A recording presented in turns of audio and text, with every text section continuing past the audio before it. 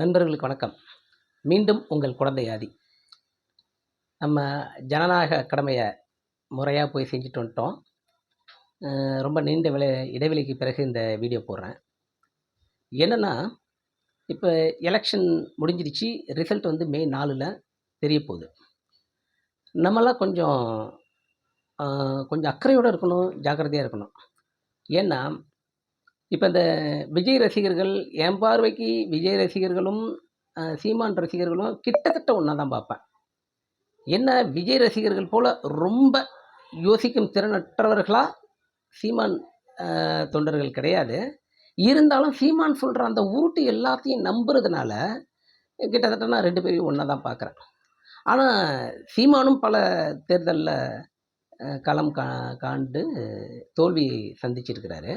ஆனால் அங்கே எந்த பெரிய பாதிப்பும் கிடையாது. அந்த அளவு நம்ம வந்து அவங்களெல்லாம் கொஞ்சம் பரவாயில்ல அப்படின்ற மாதிரி தான் நம்ம யோசிக்கிறோம். ஆனால் இந்த தாவேக்க கும்பல் அப்படி கிடையாது. ஏன்னா நிறைய நீங்கள் பார்த்துருப்பீங்க. ஒரு போலீஸ்காரர் கையை ஒருத்தர் கடிக்கிறது, கரண்ட் கம்பி மேலே ஏறுறது, டிரான்ஸ்ஃபார்மர் மேலே ஏறுறது, இதெல்லாம் பார்த்தீங்கனாலே தெரியும். பஸ்ஸு வேனு வருது, பைக்கில் போயிட்டு சக்கரத்தில் விழுவுறது, இந்த மாதிரி அவங்கெல்லாம் ஒரு புரிதல் இல்லாமல் இருக்கிறாங்க.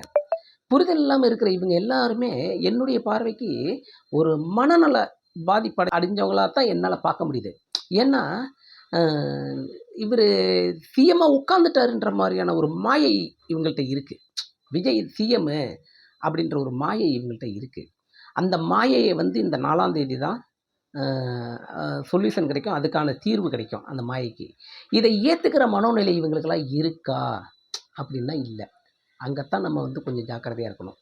ஏன்னா இவங்களுக்கே ஏதாவது தீங்கு விளைவிச்சிக்கிறதுக்கான வாய்ப்பு நிறையா இருக்குது. வெளிப்படையாகவே சில பேர் சொல்கிறாங்க, என்னென்னு, விஜய்க்கு ஓட்டு போடலன்னா நான் விஷம் வச்சு கொண்டுடுவேன், விஜய் சிஎம் ஆகலைனாக்கா என் குடும்பத்தையே கொண்டுடுவேன் அப்படின்ற மாதிரிலாம் இவங்க பதிவிடுறாங்க. இவங்க பதிவிடுறது ஒரு பக்கம் இப்படி இருக்குது. இன்னொரு கும்பல் எப்படி இருக்குன்னாக்கா, ஜெயிச்சிட்டோன்ற மாதிரியே இருக்கிறாங்க. சிஎம் தான் அசைக்கவே முடியாது, இனிமேல் சிஎம் தான், திமுக காலி, வாஷ் அவுட்டு, அதிமுக காலி, வாஷ் அவுட்டுன்ற ரேஞ்சில் தான் இப்போ இவங்க இருக்கிறாங்க. இதெல்லாம் என்னென்னா, அவங்கள்ட்ட போய் ஏதாவது கேள்வி கேட்டோம்னா, அரசியல் என்ன, பாராளுமன்றத்துடைய தொகுதி எத்தனைன்னு கேட்டாலே தெரியாது அவங்களுக்கு. எத்தனை எம்பி சீட்டு நாட்டில்ன்றது கேட்டாலே தெரியாது. அந்த கும்பட்டெல்லாம் கூப்பிட்டு நிப்பாட்டோம்னா அதுக்கும் ப்ரூஃப் இருக்குது, வீடியோ இருக்குது. என்னென்னா, இவர் சிஎம் ஆகணுன்னா எத்தனை எம்எல்ஏ வேணும் இவர் சிஎம் ஆகணும்னா அப்படின்னு கேள்வி கேட்குறாங்க. ஒரு 4 அப்படின்ற ரேஞ்சில் தான் இருக்கிறாங்க. அதனால் இந்த 4ஆம் தேதி ரிசல்ட் வரும்பொழுது எல்லோருக்கும் கவர்மெண்ட் ப்ரொடக்ஷன் கொடுக்க முடியாது. அதனால் அவங்கவுங்க வீட்டில் உள்ளவங்க அவங்கவுங்க பிள்ளைங்கள பார்த்துங்க. ஏன்னா பார்த்துக்கிறது மட்டும் இல்லை, அரசியல் தெளிவு ஏற்படுத்துங்க. சில வயசான பெண்மணிங்களுக்கு இருக்கிற அரசியல் தெளிவு இப்போ உள்ள இளைஞர்களுக்கு இல்லை. சில சின்ன குழந்தைங்களுக்கு இருக்கிற அரசியல் தெளிவும் அறிவும் இந்த இளைஞர் கூட்டத்துக்கு இல்லை. இந்த இளைஞர் கூட்டம் எப்படி இப்படி ஒரு கூட்டம் உருவானுச்சுன்னே என்னால் யோசிக்கவே முடியல. நான் நம்பவே இல்லை. தமிழ்நாட்டில் மட்டும் இந்த இளைஞர்கள் ரொம்ப சிறப்பானவங்க, புத்திசாலியானவங்க, அந்த ஒரு மனநிலையில் தான் நான் இவ்வளோ நாள் வாழ்ந்துட்டு இருந்தேன். என் கூட பழகிற நண்பர்களுக்கே, இந்த அரசியல் களத்தில் போயிட்டு வர்ற நண்பர்களுக்கே இன்னும் அந்த அரசியல் அறிவும் புரிதலும் இல்லாமல் என்கிட்ட நிறைய ஆர்கியூலாம் பண்ணிகிட்டு இருக்காங்க. அதுக்கு எல்லாத்துக்குமே விடை இந்த 4ஆம் தேதி தான் கிடைக்கும் அப்படின்றது என்னுடைய ஒரு இது. இப்போ கருத்து கணிப்புலாம் நிறையா பேர் சொல்லிகிட்டு இருக்காங்க. எல்லா கருத்து கணிப்புமே அதிகபட்சமாக திமுக ஜெயிச்சிடும், திமுக வந்துடும் அப்படின்ற ஒரு கருத்து கணிப்பு தான். எனக்கும் அப்படித்தான் தோணுது. ஆனால் இன்னொரு விஷயம், வயசு 48 ஆகிடுச்சு. நான் இப்போ இவ்வளோ தேர்தலை நான் பார்த்துட்டேன். எந்த கருத்து கணிப்பும் என்ன எவனுமே வந்து கேட்டது கிடையாது. ஒவ்வொரு எலெக்ஷனுக்கும் கருத்து கணிப்பு மக்களோட கருத்து கணிப்புங்கிறாங்க. ஆனால் என்ன இதுவரை ஒருத்தன் வந்து கேட்டது கிடையாது. இவங்கெல்லாம் யார்கிட்ட போய் கருத்து கணிப்பு எடுக்கிறாங்கன்னே முதல்ல தெரியல. ஏன்னா அப்படி ஒரு சூழ்நிலையாக இருந்துக்கிட்டு, ஒருவேளை அதிமுக, என்னுடைய நண்பருக்கும் எனக்கும் காலையிலாம் ஆர்குமெண்ட் வந்துச்சு, அதிமுக மெஜாரிட்டியில் ஜெயிக்கும், திமுக வாஷ் அவுட் ஆகிடும் அப்படின்ற ஒரு பதிவு சொல்கிறாப்புல, என்கிட்ட ஆர்குமெண்ட்டை வைக்கிறாப்புல. அப்படி ஒரு வேளை நடந்துச்சுன்னாக்க, இது பிஜேபி எப்படி மத்தியில் அந்த திருட்டுத்தனமாக ஜெயிச்சு ஆட்சி அமைச்சு உட்காந்துருக்காங்களோ, அதே மாதிரியான ஒரு செயல் இங்கே நடந்திருக்கு அப்படின்றத நம்ம புரிஞ்சுக்கலாம். ஆனால் திமுக அதை விட வேறு ஒரு பிரில்லியண்டான ஒரு வேலை பண்ணி வச்சுருக்காங்க.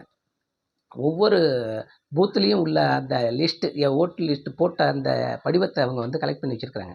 அதாவது ராகுல் காந்திக்கு மொத்தமாக கொடுத்து செக் பண்ணிக்கன்னு கொடுத்தாங்க தெரியுமா? அந்த படிவத்தை இப்போவே வாங்கி சரி பார்த்து எவ்வளோ ஓட்டு போலிங் ஆகிருக்கு இந்த விஷயத்தெல்லாம் அவங்க தனித்தனியாக பிரித்து ரெடி பண்ணி வச்சுருக்கிறாங்க. ஸோ இந்த பக்கமும் ஒரு பக்கம் சுதாரிப்பாக தான் இருக்காங்க. அதெல்லாம் வச்சு பார்க்கக்குள்ள இங்கே எதுவும் நடந்துட முடியாது, அந்த மாதிரி தப்பு நடந்துட முடியாது அப்படின்ற ஒரு சின்ன நம்பிக்கை தான். அதனால் இப்போ என்னன்னா, இந்த தேர்தல் நிறையா பேருக்கு நிறையா விஷயத்த புரிய வச்சிடும். என்னென்ன புரிய வைக்கணும்னா, சீமானுக்கு சில விஷயங்கள் புரிய வைக்கும். நம்ம மேடை பேச்சில் அநாகரிகமாக பேசுனது, மக்களை கேவலமாக நடத்துனது, இந்த இந்த விஷயங்கள்லாம் தப்புன்றதை சீமானுக்கு புரிய வைக்கும். அடுத்து விஜய்க்கு புரிய வைக்கும். நம்ம ஒரு கற்பனை உலகத்தில் வாழ்ந்துட்டோம். சிஎம்ங்கிறது சாதாரண விஷயம் கிடையாது. இங்கே வந்த கூட்டத்தை வச்சுக்கிட்டுலாம் நம்ம சிஎம் ஆகிட முடியாது அப்படின்ற ஒரு புரிதல் விஜய்க்கு கிடைக்கும். அதை மீறி அதிமுகவுக்கும் ஒரு புரிதல் வரும். ஏற்கனவே அவங்களுக்கு ஒரு புரிதல் இருந்திருக்கணும். என்னன்னா, பிஜேபியோட சேர்ந்ததுனாலேயே மிகப்பெரிய லெவலில் அவங்க தோல்வியை சந்திச்சாங்க. ஏன்னா அது இருந்தும் இப்போ மறுபடியும் பிஜேபியோட சேர்ந்துருக்கிறாங்க. ஸோ அவங்களுக்கும் ஒரு புரிதல் வரும். ஸோ இது எல்லாத்துக்கும் சரியான ஒரு புரிதல் 4ஆம் தேதியில் கிடைக்கும். அந்த 4ஆம் தேதிக்காக வெயிட் பண்ணிகிட்டு இருக்கோம். இந்த ஆச்சரிய குறிகள் அவங்க ஏதாவது பண்ணிக்கக்கூடாது. அதனால் அந்த வீட்டில் உள்ளவங்க, அக்கம் பக்கத்தில் உள்ளவங்க கொஞ்சம் பார்த்துங்க. அதுக்கப்புறம் 5 வருஷம் இருக்குல்ல, அவங்களுக்கெல்லாம் கொஞ்சம் ஏஜ் வரும், கடப்பாங்க. கடக்கக்குள்ளே புரிதல் வரும்.